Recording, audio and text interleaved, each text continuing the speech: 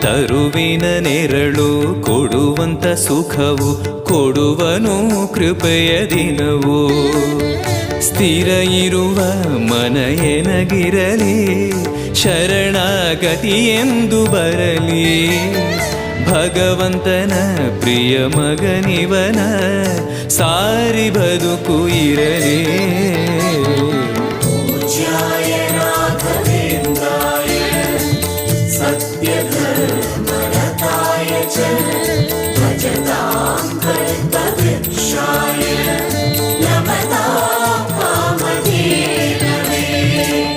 ಆಲಯವೆಂದರೆ ಮಂತ್ರಾಲಯವೇ, ಬೇರೆ ನಾ ಅರಿಯಲಾರೆ.